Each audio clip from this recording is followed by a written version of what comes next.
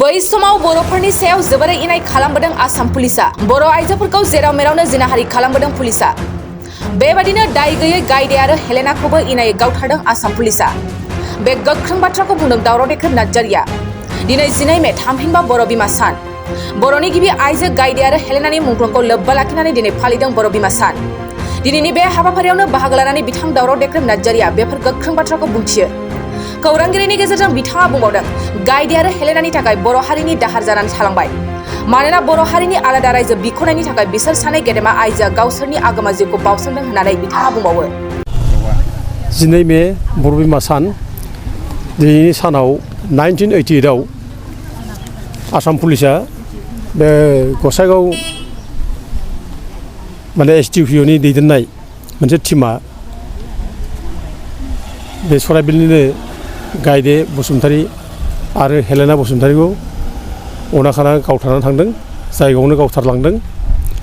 दा ओइदिनखालि जोंनि बर' सेंग्राफ्रा माखासे ना सारना फैदोंमोन। दा बे ना सारना फैनाय मानसिफोरखौनो उग्रपन्थी होननानै उग्रबादि होननानै हमनानै लांदों। दा हमनानै लांनायाव बे समाव बर' हिन्जावफ्रा बयबो कनसियासमोन, बयबो सांग्रांमोन।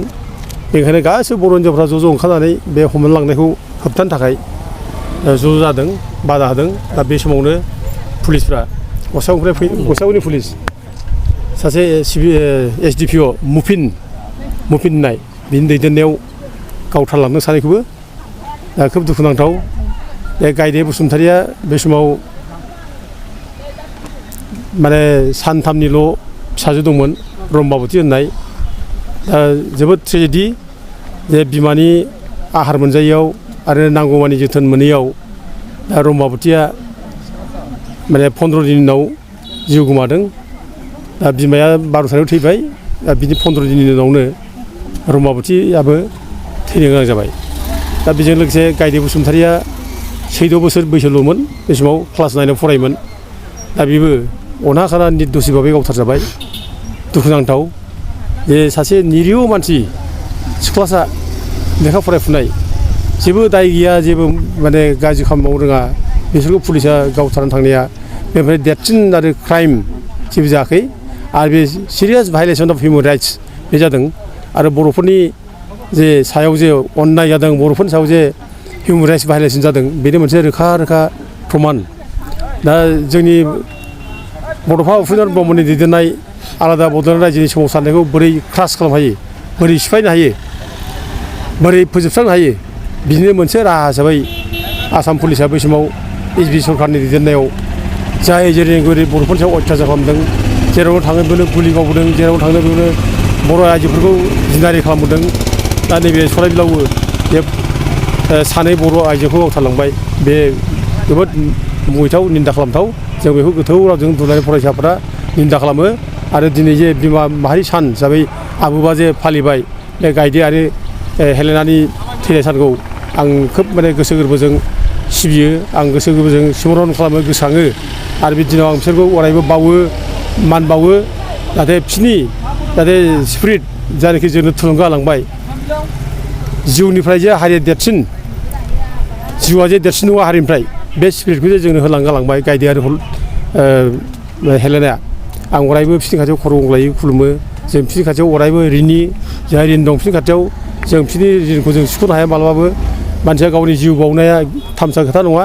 आलादा रायजोनि थाखाय जे जिउ बावलांबाय बे गोरलै बाथ्रा नङा। दा जोंनि आन्दलनाव, जोंनि सोमावसारनायाव जे बिथांमोनहा जिउ बावबाय, जों अरायबो बिसोरनि खाथियाव ऋणी।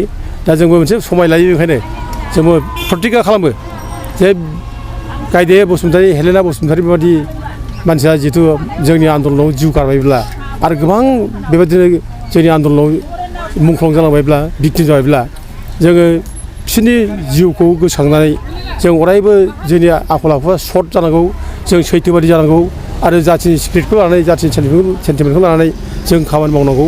आं बयखौबो खावलायो। जों खुनु प्रकारै खुनु जिनिसजों जों कमप्रमाइस खालामनो नाङा। जाथिनिफ्राय देरसिन जेबो नङा। दा दिनै गायदे हेलेना बायदि मानसिया जिउ बावबाय जाब्ला जों दिनै बिसोरखौ लानानै जों मानो धेमालि खालामनो, जों मानो थगाय थसि खालामनो, मानो मिसा खोथा बुंनो। जों बिसोरखौ असनमान खालामनाय जायोना। आरो बेफोर फाब नाङो, जों फाब नांगोन। दिनै एथ' संग्राम खालामनायनि खोथा बुंनानै जोंनि नेतृत्वजों जुदि सोरबा आइजो जिउ गारबायब्ला, सोरबा आइजोआ जिनाहारि खालामजाबायब्ला, दिनै जोङो मानो मिसा खोथा बुंनो मानो नंखाय खोथा बुंनो मानो थगायसुला जानो जों फालाय मानो जोङो माने दुरबल जानो फालाय बेखायनो जोङो दिनै समाय लायो जों खुनु प्रकारै खुनु जिनिसजों जों माने कमप्रमाइज जाया जोङो जोंनि संग्रामाव जाय माने आइजोफोरा जिउ बावलांबाय जाय जोहोलाव जोहोलावफ्रा जिउ बावलांबाय बिसोरनि जिउमाखौ जों अरायबो माने गोसोखांनानै बिसोरखौ जों अरायबो सनमान होनानै जों अरायबो जाथिनि स्पिरिटजों जाथिनि थैजों जों खामानि मावलांगोन आं बेखौनो दिनै बे गायदे बसुमतारी आरो हेलेना बसुमतारीनि थैनाय सानाव जे बिमा माहारि सान हिसाबै फालिदों बेयाव फैनानै आं बे प्रतिज्ञाखौ होनानै गालाङो गोजोन्थों। नोंथाङा सानाय सुनाय बेरामनि जेंनायाव दं नामा? जुदि नोंथाङा देहायाव सानाय सुनायजों भुगिनांगासिनो अब्ला नोंथांनि थाखाय गोजोनथाव खौरां। नोंथांनि थाखाय दं एसआइ निउर' थेरापि सेन्टार। बे थेरापि सेन्टाराव नोंथाङा गोरलैयैनो सानाय सुनाय बेरामखौ फाहामथाय लानो हागोन। ট্ৰিটমেণ্ট পাইছোঁ লগে লগে মোৰ মানে শৰীৰটো মানে একদম ফ্ৰী হৈ গৈছে। খোজ কঢ়াত খুব অসুবিধা আছিলে ছাইডটো মোৰ একেবাৰে মানে বহুত বেয়া আছিলে মানে খোজকাঢ়িব মানে ভালকৈ পৰা নাছিলোঁ।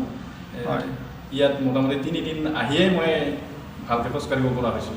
सिं सानाय आफादावरि सानाय मोदोम जरा सानाय आइजोफोरनि जेंना खर' सानाय बायदि बायदि बेरामखौ बे सेन्टाराव फाहामनाय जायो। एसआइ निउर' थेरापि सेन्टारा चिरांनि बेंटल सापागुरियाव दं। बे सेन्टाराव थानानैबो फाहामथाय लानो हानायनि सुबिदा दं। जुदि नोंथाङाबो फाहामथाय लानो लुबैदोंब्ला नैबे मबाइल नाम्बार 7620160459 नङाब्ला 9476977956 आव थोंजोङै जगाजग खालामनो हागोन।